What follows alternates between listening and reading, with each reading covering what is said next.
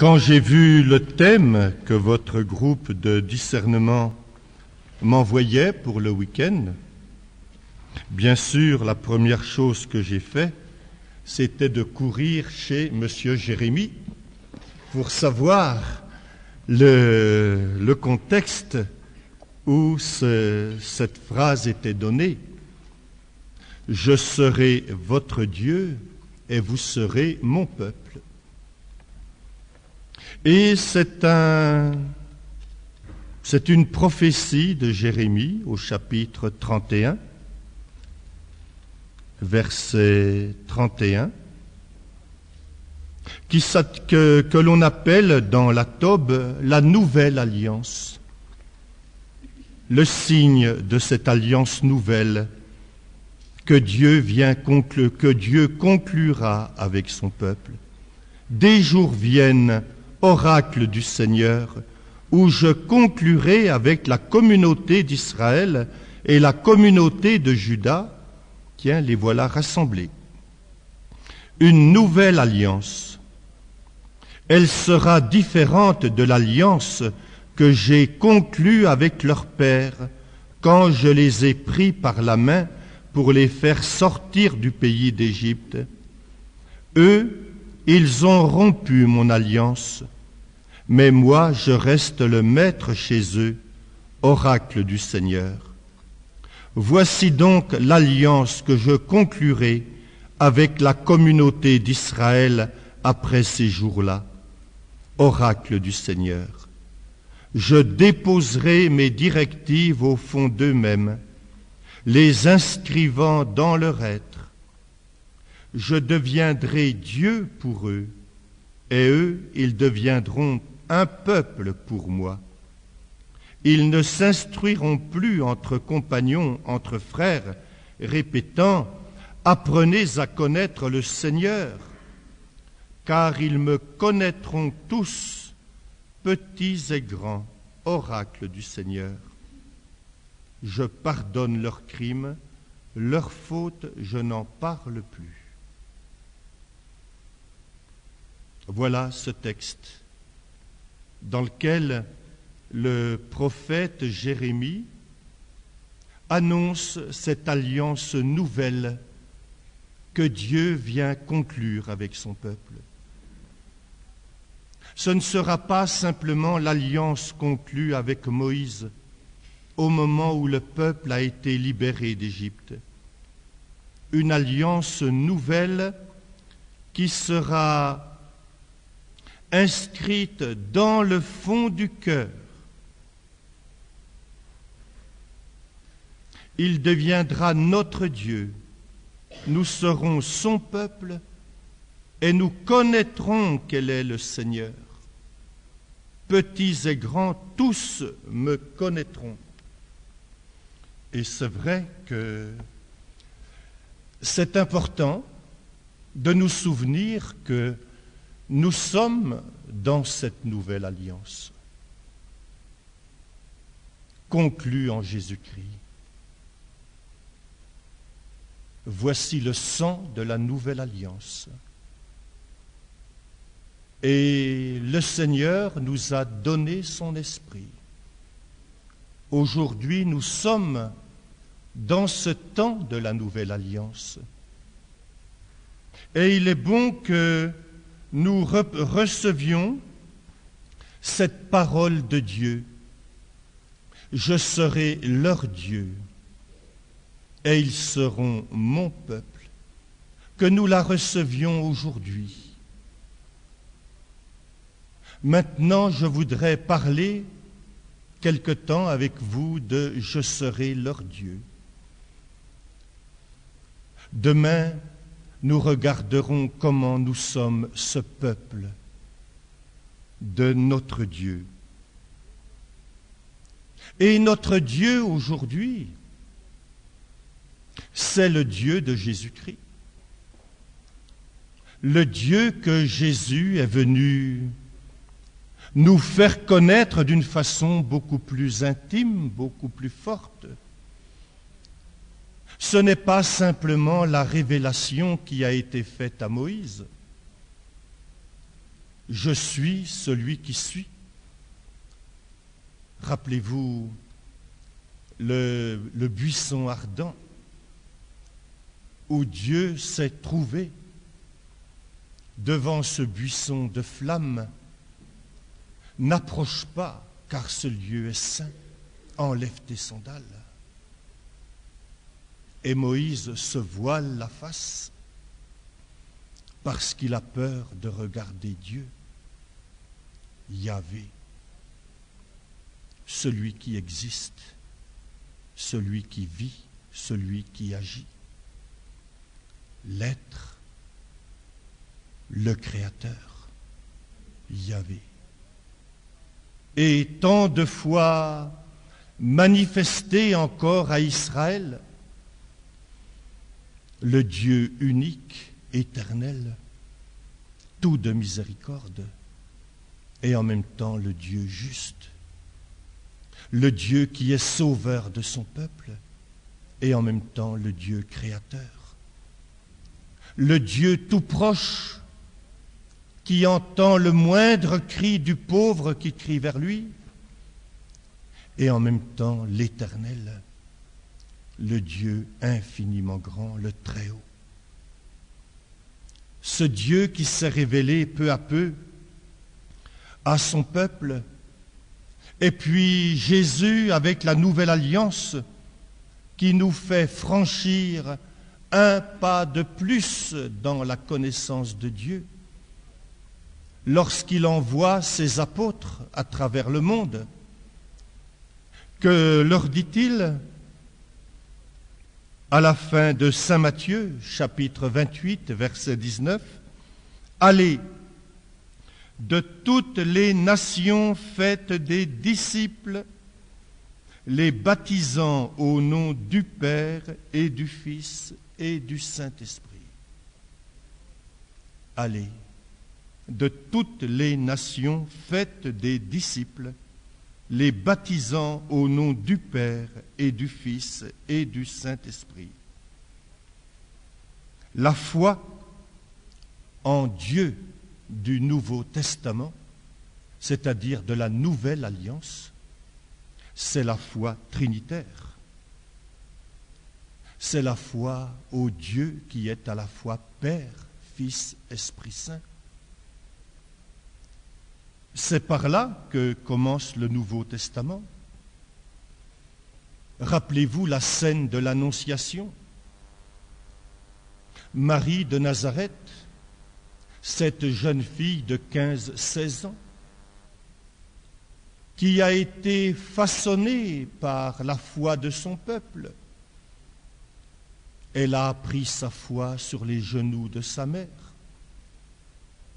dans sa famille. La foi d'Israël, elle l'a reçue comme les enfants d'une famille chrétienne reçoivent cette foi, un peu comme par osmose, à cause de la foi de leurs parents.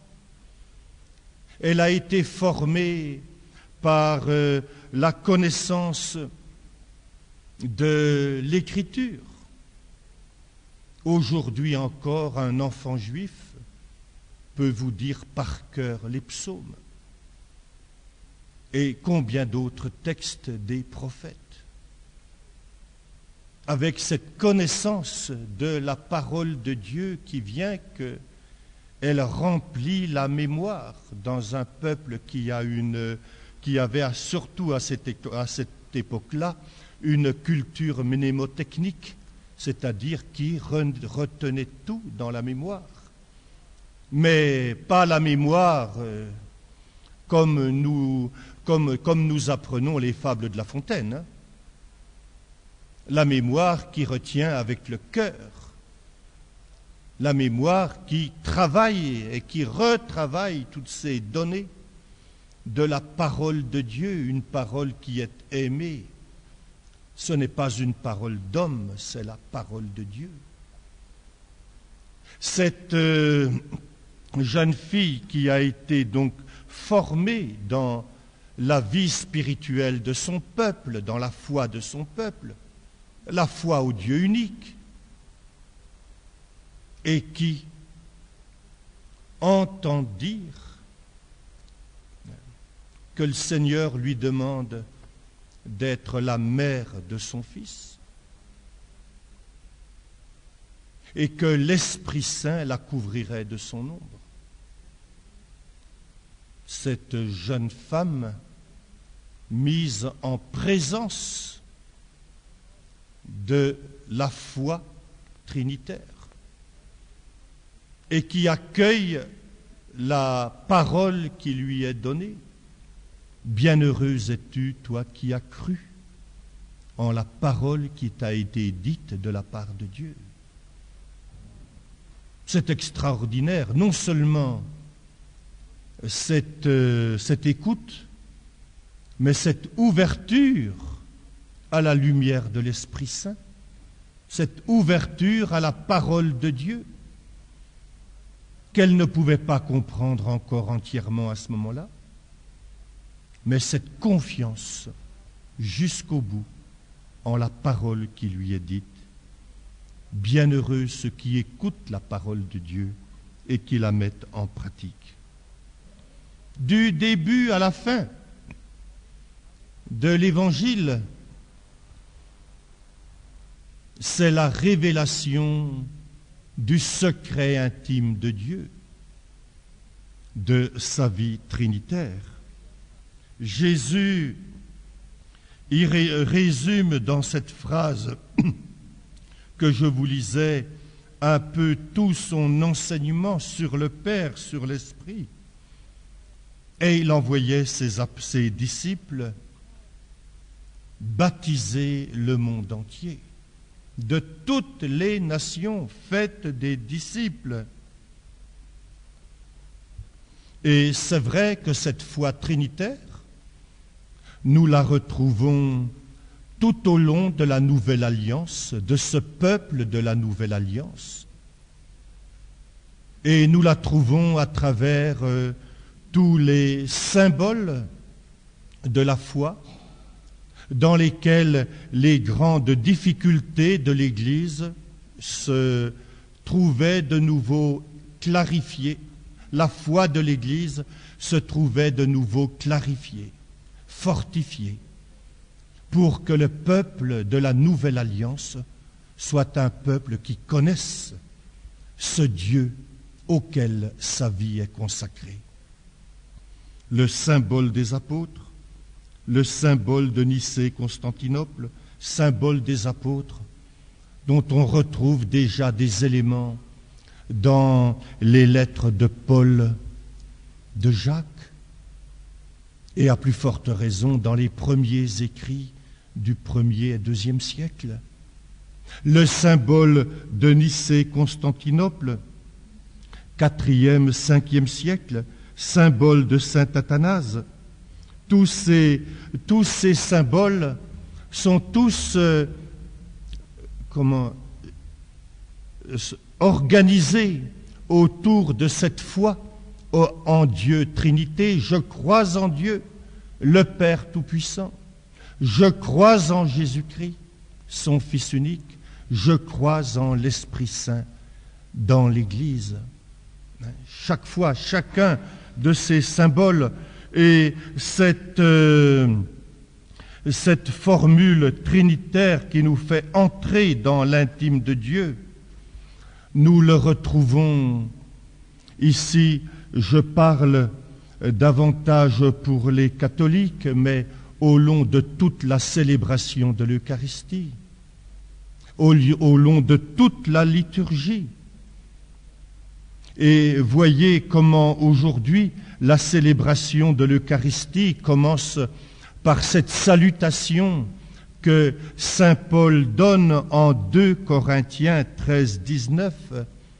La grâce de Jésus-Christ notre Seigneur, l'amour de Dieu le Père et la communion de l'Esprit Saint soient toujours avec vous, dès le départ. Et je peux dire que chaque liturgie commencera au moins par le signe de la croix au nom du Père et du Fils et du Saint-Esprit.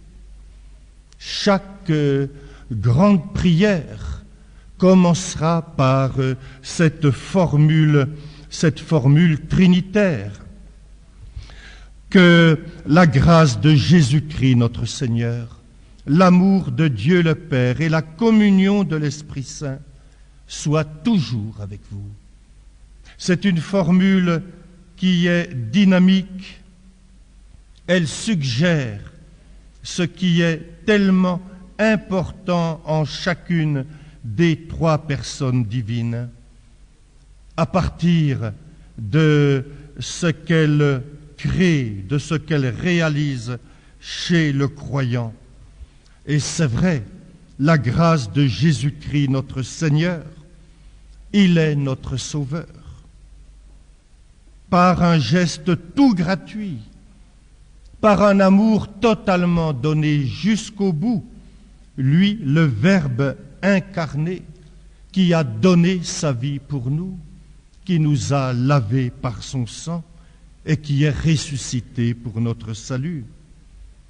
Ensuite, cette salutation nous annonce cet amour de Dieu qui est infiniment plus grand que nous, qui nous enveloppe totalement d'une tendresse que nous ne saurions même pas imaginer.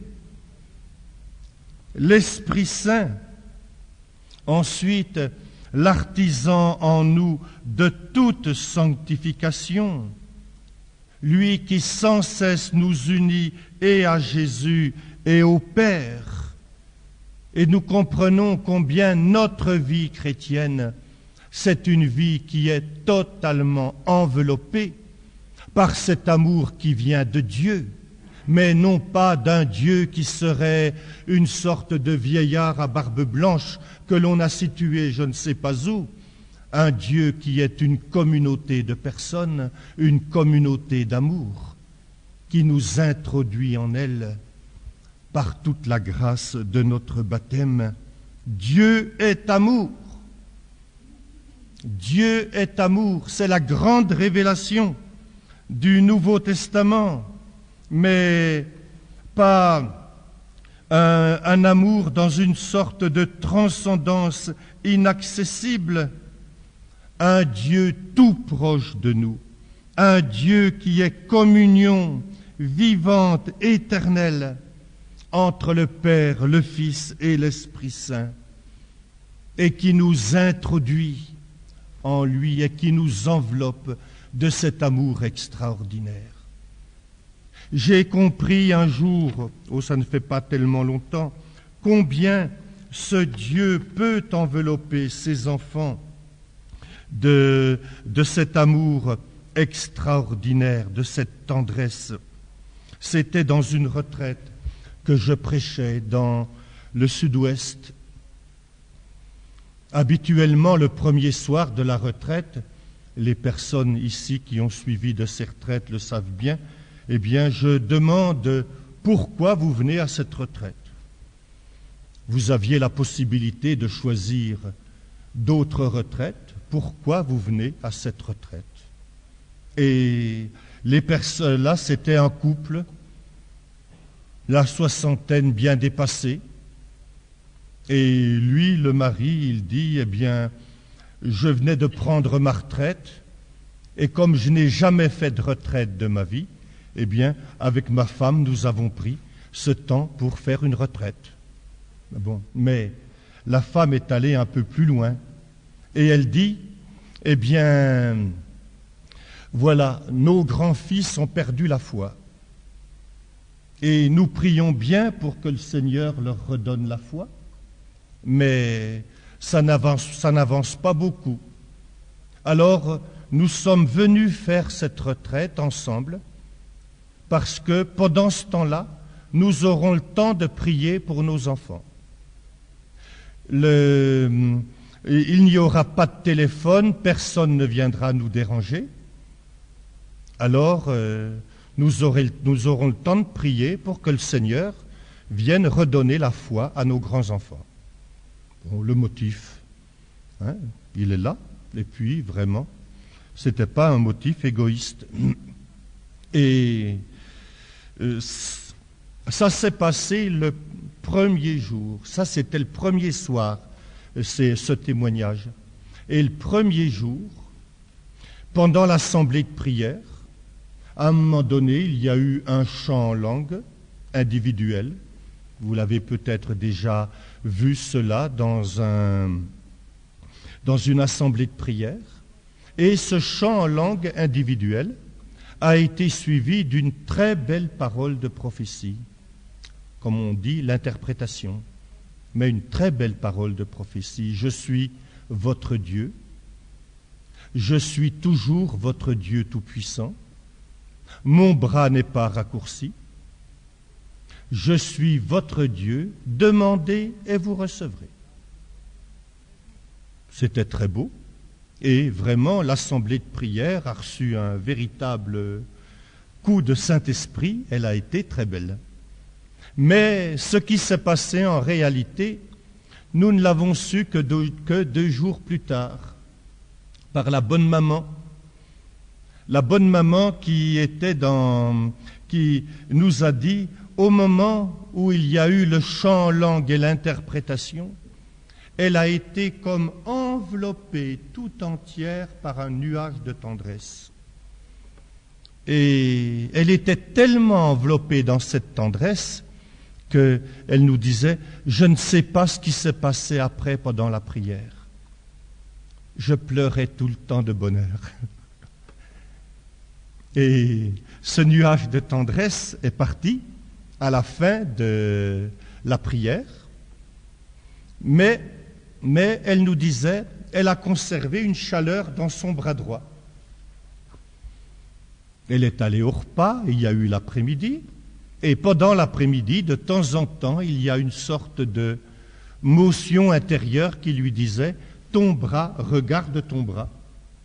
Elle regardait son bras, elle ne voyait rien de particulier, son bras ne lui faisait pas mal, mais il y avait cette chaleur dans son bras. Ce n'est que le soir qu'elle a commencé à comprendre. Dans la journée, il y avait un beau soleil, c'était en automne, et donc elle avait des manches courtes. Et puis le soir, il faisait beaucoup plus frais, et elle a mis, comme disent les dames, une petite laine. Et elle s'est rendue compte brusquement que la manche du bras droit était trop courte. Et là, quand elle a témoigné, il a bien fallu qu'elle nous explique. C'est que cette bonne maman, de naissance, avait le bras droit plus court que le bras gauche, de 3,5 cm. Ça ne la gênait pas pour faire son travail, ça ne la dérangeait pas. Elle était née comme ça, née comme ça. Et simplement, et les dames comprennent bien, que lorsqu'elle achetait un nouveau vêtement, il fallait qu'elle raccourcisse la manche du bras droit de 3,5 cm. Ce n'était pas un gros ennui, mais enfin, il fallait le faire. Or, ce jour-là, quand elle a remis son tricot, la manche était trop courte. La manche raccourcie était trop courte. La pauvre, elle a commencé par être complètement chamboulée. Et le soir, au moment de se coucher, elle a dit à son mari, « Dis donc, Roger, tu devrais mesurer mes bras. » Et Roger a pris le maître de couturière, il a mesuré les bras, et effectivement, le bras droit était aussi long que le bras gauche. Alors la bonne maman, complètement chavirée. Mais qu'est-ce qui lui a passé par la tête au bon Dieu? Il y en a tellement qui ont beaucoup plus besoin que moi de ça. Et puis je ne l'avais jamais demandé. Qu'est-ce qu'il a passé par la tête? Elle en a été tellement bouleversée qu'il lui a fallu au moins 24 heures après pour pouvoir venir en parler. Alors bien sûr, quand elle m'a raconté cela, J'ai eu un peu la même réaction, mais qu'est-ce qu'il a derrière la tête, le bon Dieu, avec cela? Et alors je lui ai dit, écoute, tu vas d'abord commencer par témoigner devant tout le monde. Et tu verras, quand tu auras témoigné, le Seigneur te fera comprendre pourquoi il a fait cela. Bien sûr, elle a témoigné devant tous les gens qui étaient à la retraite. Ça a été bien sûr un gros éclat de rire, un peu comme vous, parce que c'est tellement drôle, tellement inattendu. Qu'est-ce que le Seigneur peut vouloir dire à travers cela? Or, quand elle a eu témoigné, on a compris. Pourquoi était-elle venue à la retraite avec son mari? Pour prier pour les enfants qui avaient perdu la foi. Et le Seigneur avait si bien écouté la prière de ses parents dès le premier jour de la retraite qu'il a donné un signe pour les grands-enfants qu'ils étaient seuls à pouvoir reconnaître. Car ce n'est que dans la famille qu'on savait que le bras droit de la maman était plus court que le bras gauche. Tout le monde dans la famille le savait, on en riait gentiment avec la maman. Et puis, un petit secret de famille, comme il existe dans d'autres familles.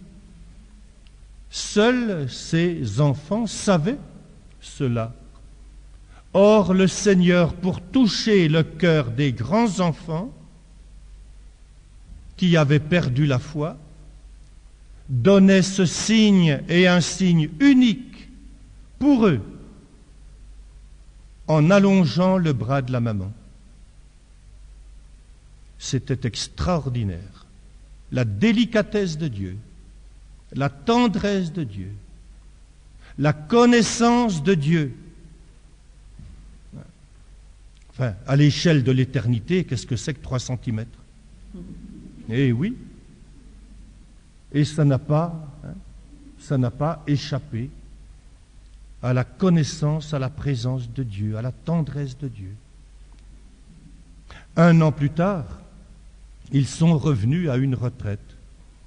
Et la première chose qu'ils m'ont dit, eh bien, nous venons rendre grâce. Cette année, nous venons rendre grâce. Bien sûr, leur vie à tous les deux avait fait vraiment un bond en avant sur le plan spirituel. C'est incroyable. Tout ce qu'ils avaient vraiment découvert, tout ce qu'ils avaient vécu pendant l'année. Mais je leur ai posé la question tout de suite. Et vos grands-enfants, est-ce qu'ils ont compris? Eh bien, quand ils l'ont vu, elles m'ont dit, ça a été un grand silence. De toute l'année, on n'a plus entendu un seul blasphème, une seule insulte contre Dieu. Là, ça ne veut pas dire qu'ils ont retrouvé la foi immédiatement, mais ce sont les petits-enfants, les enfants des enfants, les plus âgés, 16, 17 ans, quand ils venaient voir la mamie, chaque mois, la première chose qu'ils disaient, « Mamie, mais voir tes mains comme ça ?» Ils voulaient constater. Et au milieu de l'année, ils se sont inscrits eux-mêmes à l'aumônerie de leur lycée pour suivre les cours de catéchèse. Et il y avait la dernière petite, 10 ans, qui n'avait même pas été baptisée. À Noël, elle est allée voir ses parents en disant, « Eh bien, je veux que vous m'inscriviez au catéchisme, je veux recevoir le baptême. » Et comme les parents refusaient, elle est elle-même allée s'inscrire. Elle voulait se préparer au baptême. Maintenant, elle est baptisée et confirmée. Voilà ce que le Seigneur est capable de faire. Dans sa tendresse, dans son amour. Il a écouté la prière de ses parents. et il a répondu par un chemin que personne n'aurait pu imaginer auparavant, dans sa tendresse, dans sa présence. Et c'est vrai, c'est à travers Jésus que nous pouvons avoir une connaissance profonde de ce Dieu qui est notre Créateur et notre Rédempteur. Et Jésus disait aussi, « Le Père et moi, nous sommes un. » Le Père et moi, nous sommes un. Et comprenons bien ceci, même si le mot Trinité n'existe pas en toutes lettres comme cela dans l'Écriture sainte, eh bien, il est là pour nous aider à saisir une réalité qui dépasse totalement l'expérience que nous pouvons avoir autour de nous. Rien ne peut nous permettre d'arriver à imaginer ou à interpréter ou à inventer quelque chose qui puisse correspondre à cette réalité que Jésus est venu nous montrer. Mais c'est affirmé implicitement tout au long de l'Évangile. Chaque parole du Christ fait référence au Père. Chaque parole du Christ ne peut être vraiment comprise que dans l'Esprit Saint. Et par le fait même que tout au long de l'Évangile, il se présente comme le Fils, uni au Père, identique au Père. Nous sommes bien obligés d'entrer avec lui dans quelque chose qui nous dépasse totalement. Regardez un peu ces paraboles. Le royaume des cieux est semblable à un maître de maison qui veut célébrer les noces de son fils. Chaque fois, chaque parole du Christ. Et le Christ le dira lui-même, tout ce que je dis, je le dis comme le Père m'a dit de le dire. Toutes les guérisons qu'il fait, tous les prodiges qu'il accomplit, ce sont les œuvres du Père. Toujours, le Christ se présente et nous parle par référence au Père. Et toujours dans ce même esprit d'amour qui est l'esprit de vérité. Et c'est vrai que pour le juif de l'époque, Jésus, c'était un scandale. Et ils le lui diront. Et ils iront même un jour jusqu'à prendre des pierres pour le lapider. C'est pourquoi tout à l'heure, en commençant, je vous disais, c'est extraordinaire, cette petite Marie de Nazareth qui reçoit cette révélation de Dieu Trinité au jour de l'Annonciation et qui dit « Je suis la servante du Seigneur ». La première qui a mis sa foi en ce Dieu Trinité. Quelle lumière intérieure elle devait avoir à ce moment-là. C'est que Jésus de Nazareth s'arroge des droits qui ne peuvent revenir qu'au Dieu tel qu'il est révélé dans ce que nous appelons l'Ancien Testament. Jésus se dit le maître du sabbat. Or, les Juifs, ils avaient reçu le sabbat de Dieu. Jésus commande à la mer et à la tempête. Or, relisez les psaumes, seul Dieu commande à la mer et à la tempête. Jésus remet les péchés, pardonne les péchés. Et les Juifs se scandalisent. Mais qui peut pardonner les péchés sinon Dieu seul? Ils le savent bien, les Juifs, que personne d'autre ne peut libérer un cœur, ne peut renouveler un cœur que Dieu lui-même, quand ce cœur a été abîmé par le péché. Et Jésus ne contredit pas. Au contraire, pour que vous compreniez bien que le Fils de l'homme a le pouvoir de remettre les péchés, je te le dis, prends ton lit et retourne chez toi. Jésus reprend la loi mosaïque et l'explique en faisant sortir toute la loi d'amour. Qui peut s'arroger cela? Qui est plus grand que Moïse?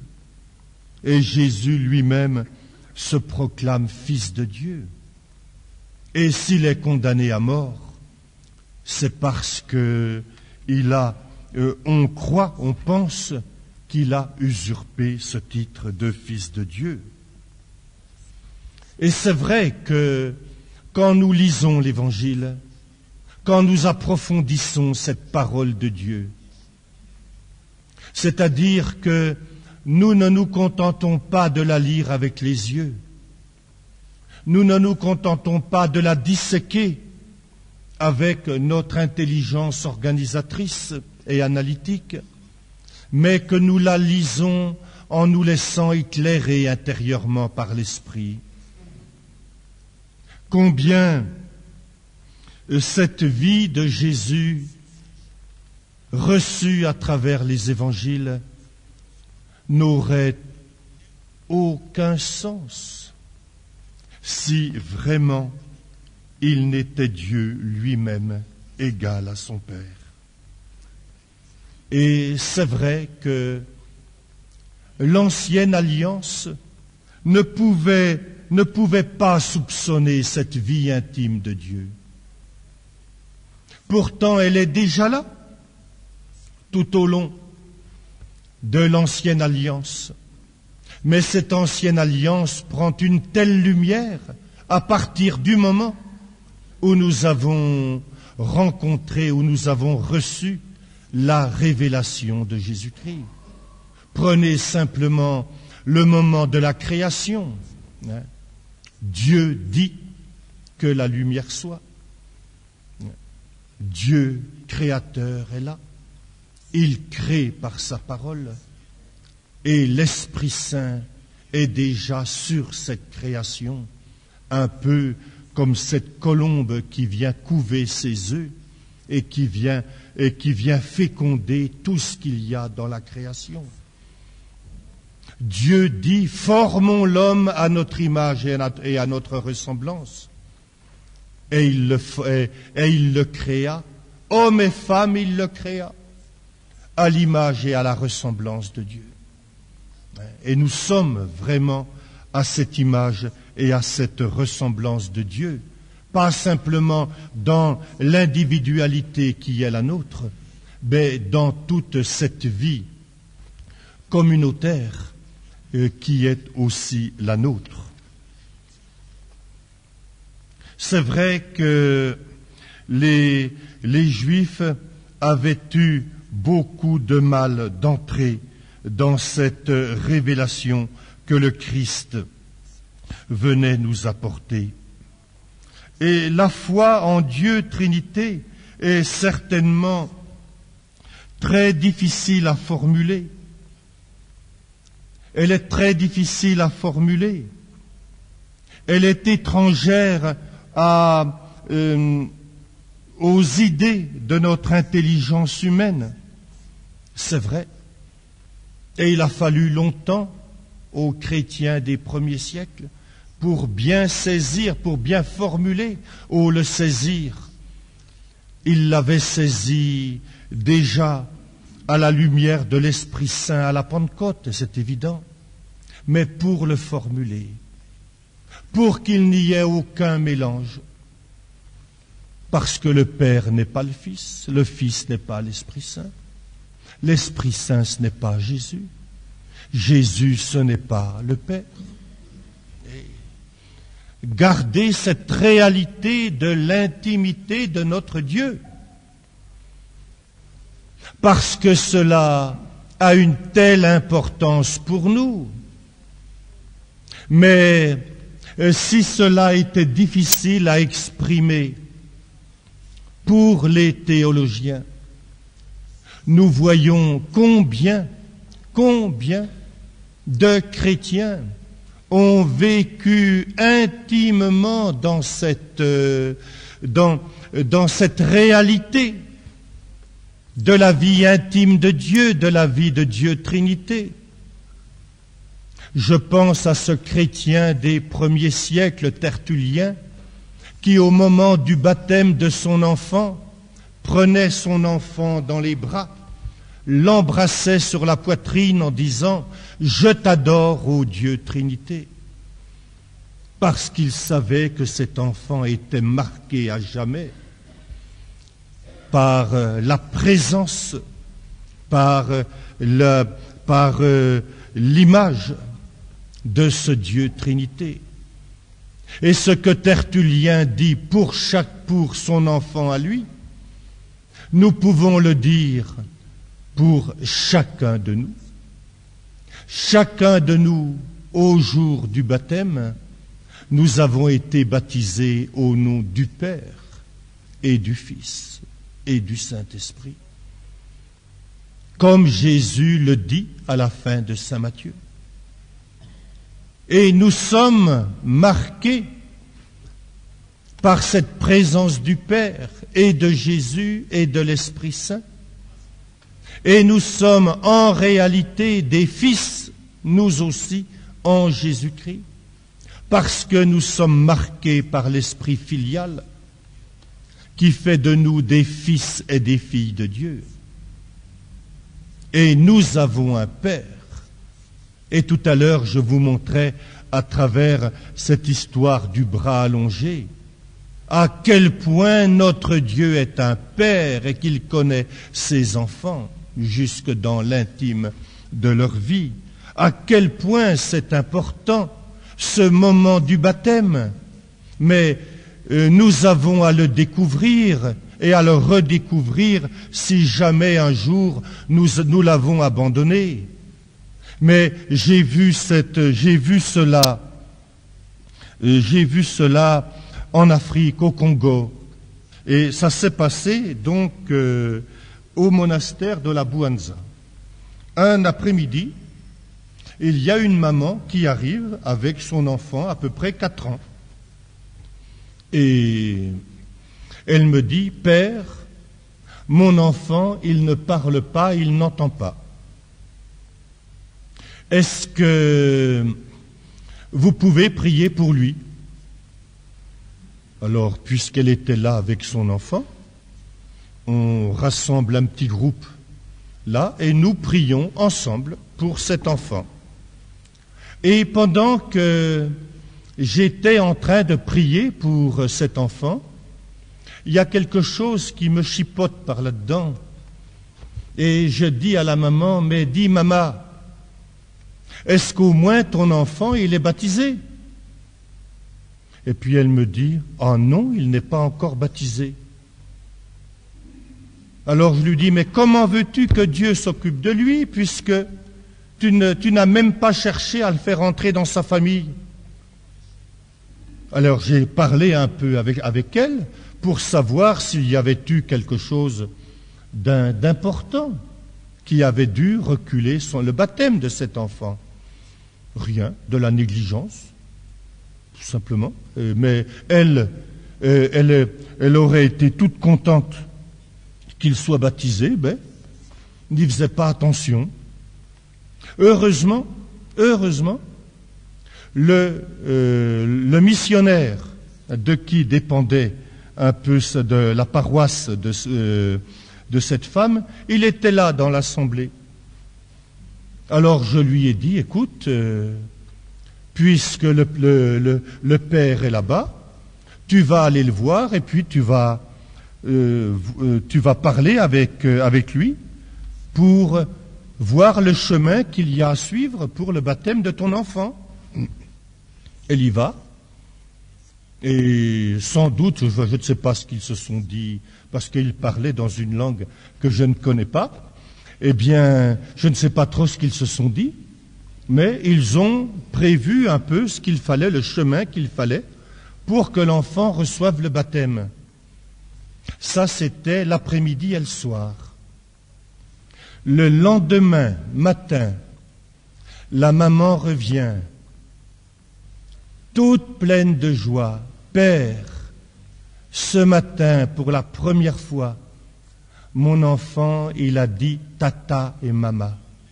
Tata, c'est papa là-bas. Tata et mama. Je crois que le plus bouleversé, c'était moi.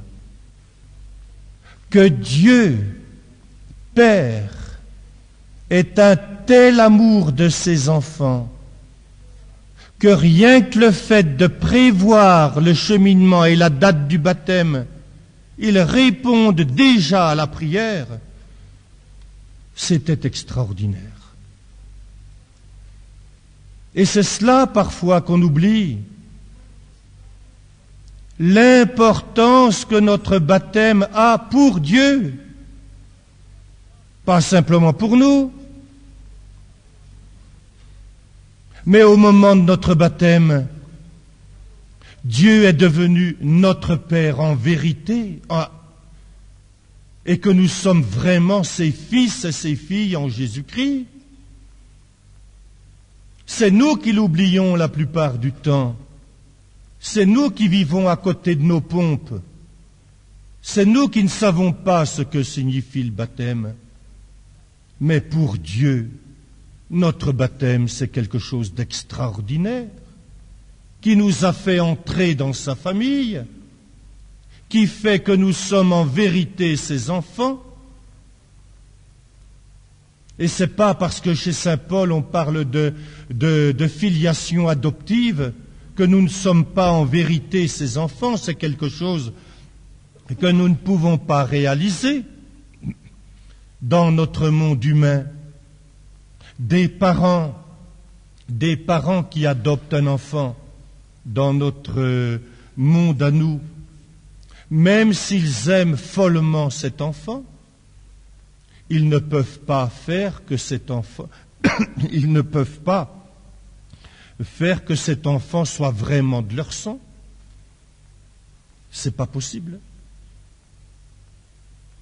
Il n'y a pas un chromosome de leur être dans cet enfant, même s'il l'aime follement. Ça reste quelque chose qui appartient à une démarche juridique. Mais pour Dieu, ce n'est pas la même chose. Pour Dieu, ce n'est pas la même chose. Lorsque Dieu nous prend pour ses enfants, nous le sommes en réalité. Nous sommes ses enfants en réalité, dans cette filiation de Jésus. Et je pense que nous ne devons jamais oublier cela. Donc, et combien de chrétiens ont vraiment découvert cette réalité de Dieu Trinité dans leur vie? Et même dans nos groupes de renouveau, cette redécouverte de notre Dieu Trinité avec l'icône de Roubiov. Dans combien de groupes, une des icônes que l'on aime mettre pendant le temps de la prière, l'icône de Roubiov, qui, sous l'image de ces trois personnages mystérieux qui un jour sont venus rencontrer Abraham dans la contemplation de toute une vie mystique au long de l'Église, ont été vus comme cette manifestation de Dieu Trinité. Et regardez sur cette icône les trois visages, à la fois identiques et avec des expressions tellement différentes, et les vêtements, et toute cette unité, et cette atmosphère de paix et d'amour qu'il a essayé de rendre, et toute cette sorte d'ouverture vers le bas de l'icône par lequel chacun et chacune de nous sommes introduits dans cette vie trinitaire. Car pensons bien à cela, notre Dieu, qui est Dieu Trinité, qui est Dieu communauté d'amour, mais nous en sommes nourris depuis notre âge le plus tendre. Nous en sommes nourris lorsque nous lisons et méditons la parole de Dieu. Nous en sommes nourris à travers toute la vie liturgique de l'Église. Nous en sommes nourris à travers même la plupart des chants par lesquels nous exprimons notre louange et notre amour. Toute notre vie chrétienne est nourrie de cette vie de notre Dieu Trinité. Un jour, dans une réunion, il y avait quelqu'un qui était assez agressif.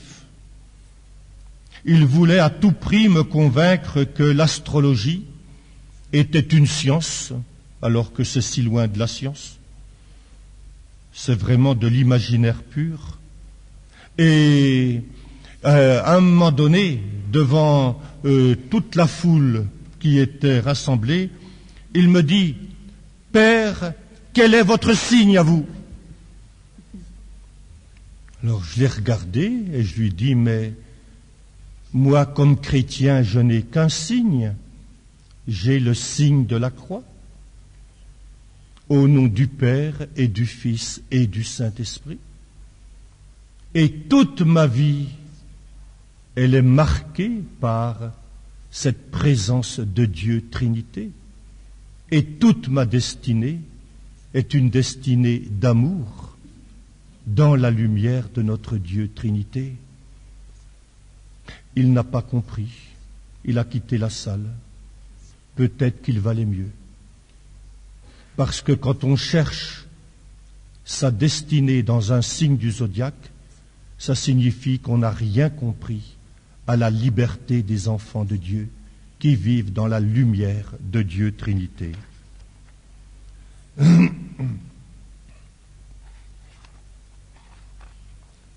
Et voyez comment dans notre vie chrétienne, combien de nos prières sont scandées par ce qu'on appelle la doxologie, gloire au Père et au Fils et au Saint-Esprit. Combien d'hymnes sont des hymnes qui montent vers notre Dieu Trinité. À toi, Dieu, la louange est due. Et ce beau chant que l'on appelait autrefois le Te Deum, un chant de louange qui est tout entier scandé par notre foi en Dieu Père, Fils, Esprit Saint. Quand nous célébrons l'Eucharistie, quand vous participez à l'Eucharistie, mais regardez toutes les prières qui sont marquées par la présence de notre Dieu Trinité, le gloire à Dieu, le credo, le sanctus. Ce sont toutes des proclamations, mais explicites, de notre foi en Dieu Trinité. Regardez la prière eucharistique proprement dite, qui commence dans ce qu'on appelle la préface. Je donne ces noms pour les catholiques parmi vous, vous comprendrez beaucoup mieux. Mais c'est tout un temps de louange qui monte vers le Père. Ensuite, dans cette prière eucharistique, il y a l'invocation à l'Esprit Saint, à qui nous demandons de venir consacrer ce pain et ce vin, à qui nous demandons de venir remplir de sa présence toute notre assemblée pour que nous soyons en profondeur dans l'unité avec le Christ, quand nous serons nourris de ton corps et de ton sang, et que nous serons remplis de l'Esprit Saint. Ces deux moments si importants de la prière eucharistique, cette invocation à l'Esprit Saint. Mais il y a aussi ce moment où l'on reprend toutes les paroles du Christ. Ceci est mon corps, livré pour vous. Ceci est mon sang, le sang de la nouvelle alliance, versé pour vous et pour la multitude. Toute notre prière eucharistique est marquée tout au long de cette présence, de cet appel à notre Dieu Trinité, jusqu'à cette doxologie, cette grande invocation par laquelle se termine la prière eucharistique. Par lui, avec lui, en lui, à toi, Dieu le Père Tout-Puissant, dans l'unité du Saint-Esprit, tout honneur et toute gloire. Donc, recevons cette présence de notre Dieu à travers tout ce que la parole de la liturgie, de la prière vient nous révéler de notre Dieu. Je serai leur Dieu. Pas n'importe quel Dieu. Pas un Dieu vague. Pas un Dieu impersonnel. Pas un Dieu qui serait une sorte d'être lointain, mais un Dieu qui est communauté d'amour, qui est tout proche de nous, un Dieu qui nous aime, qui nous connaît, qui nous rencontre, un Dieu qui agit, un Dieu qui aime. Et je prends cet hymne qui date du 5e siècle. Il n'y a pas d'auteur, mais elle est toujours chantée dans l'Église. Lumière éternelle, déjà le soleil perd l'éclat de ses feux. Ô Dieu, lumière éternelle, Dieu unité, Trinité bienheureuse, lumière incréée, versez en nos cœurs les lumières d'en haut. Nous vous prions dans nos chants à l'aurore, nous vous prions au déclin de ce jour. Daignez pour toujours associer nos voix aux concerts éternels des anges. Gloire au Père, gloire au Fils, gloire à vous, Esprit Saint, comme de toute éternité, gloire à jamais dans les siècles. Et c'est vrai que, à travers cette révélation de l'Alliance nouvelle, la première richesse du chrétien, c'est de connaître Dieu dans sa vie intime, dans sa vie secrète. C'est d'entrer dans l'intelligence, si peu que ce soit, de cet être intime de notre Dieu, à travers toutes les fausses images de Dieu qui courent notre monde. Combien nous, chrétiens, nous avons à redécouvrir ce qui fait la révélation profonde du chrétien, ce qui est le message que nous avons à transmettre à notre monde. pas un Dieu vaille que vaille, un Dieu, et pas simplement un Dieu amour, où l'on parle de l'amour sur n'importe quel ton, un Dieu communauté d'amour, un Dieu communauté d'amour.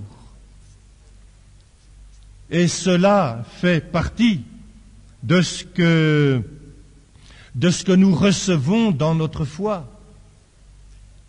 Et nous verrons demain combien cela a d'importance sur toutes les relations que nous avons les uns avec les autres dans notre vie quotidienne. Il n'y aurait pas de famille si Dieu n'était cette communauté d'amour. Il n'y aurait pas de société humaine si Dieu n'était cette communauté d'amour. Il n'y aurait pas de communauté chrétienne si Dieu n'était cette communauté d'amour. Il n'y aurait pas d'église ni de peuple de Dieu si Dieu n'était cette communauté d'amour. Nous avons quelque chose d'unique que nous avons reçu du Christ, que nous avons à vivre, dont nous avons à faire l'expérience, et que nous avons à transmettre autour de nous. Quelquefois, on a une idée très fausse du mystère. Le mystère, si on prend le petit Larousse, c'est quelque chose d'incompréhensible. Si c'est incompréhensible, alors pourquoi m'en occuper? Je le laisse de côté. Mais je prends une comparaison qui vous aidera à le comprendre. Regardez le soleil. Le soleil, mais nous avons besoin de sa lumière tous les jours. Nous avons besoin de sa chaleur. Et nous voyons bien ces temps-ci, quand on manque la chaleur du soleil, tout ce qu'il peut manquer. Nous avons besoin de toute cette force qu'il vient donner dans la nature. Et combien nous l'attendons pour que le printemps prenne de plus en plus toute sa dimension et tout ce que la nature va produire. Mais vous comprenez combien le soleil est important et nécessaire. Et que si le soleil manquait, comment ferions-nous pour vivre? Mais essayez de regarder le soleil à l'œil nu, face à face. Vous ne pouvez pas le faire, ou bien très vite vous y perdrez la vue. Il y a une intensité de soleil, une intensité de lumière et de chaleur tellement grande que vous ne pouvez pas, sans précaution très grande, regarder le soleil en face. Une des tortures que les anciens faisaient, c'était de découper les paupières des prisonniers et de les maintenir en face du soleil. Très vite, ils devenaient aveugles. Mais est-ce parce que vous ne pouvez pas regarder le soleil en face? Est-ce que vous allez dire que le soleil n'existe pas? Non. Vous voyez tous les effets qu'il y a dans la nature, autour de vous, dans votre vie.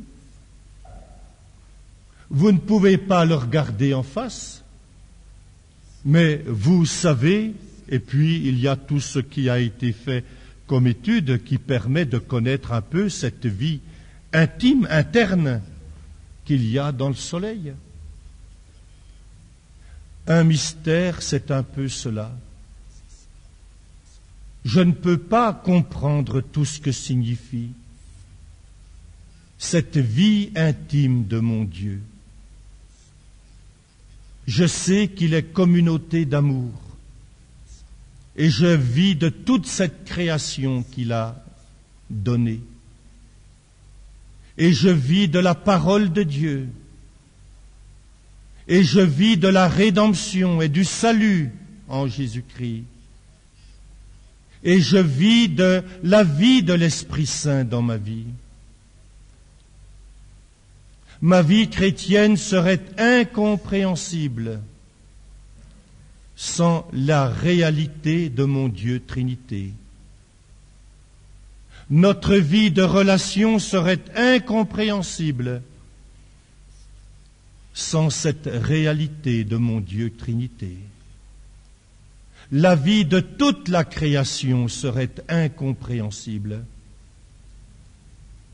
sans cette réalité de Dieu Trinité. Je ne peux pas le saisir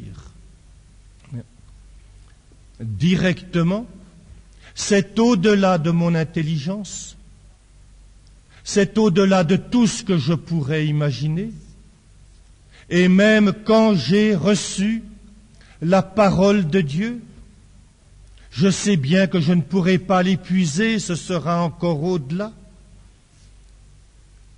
Mais que de lumière pour toute ma vie quotidienne, que de lumière sur le sens de ma destinée et la direction de ma vie, que de lumière dans toutes mes relations avec les frères et sœurs, que de lumière sur le plan familial et social et international, qui vient de ce que nous sommes, de ce que nous venons, de notre Dieu qui est communauté d'amour. Et c'est vrai que nous avons envie de dire à ce moment-là un peu ce que Paul disait quand il voulait que nous découvrions toute la longueur, la hauteur, la largeur, la profondeur de cet amour qui est en Jésus-Christ et que l'Esprit Saint vient nous révéler. Combien nous avons besoin, à travers la prière et dans la lumière de l'Esprit Saint, de nous laisser éclairer intérieurement afin de découvrir qui est notre Dieu. Je serai leur Dieu. Et quelle joie, frères et sœurs, de savoir que ce Dieu qui nous a créés est aussi celui qui nous a introduits dans sa propre vie, qui a fait de nous des fils et des filles de sa famille, parce qu'il est en même temps Père, Fils et Esprit Saint. Amen.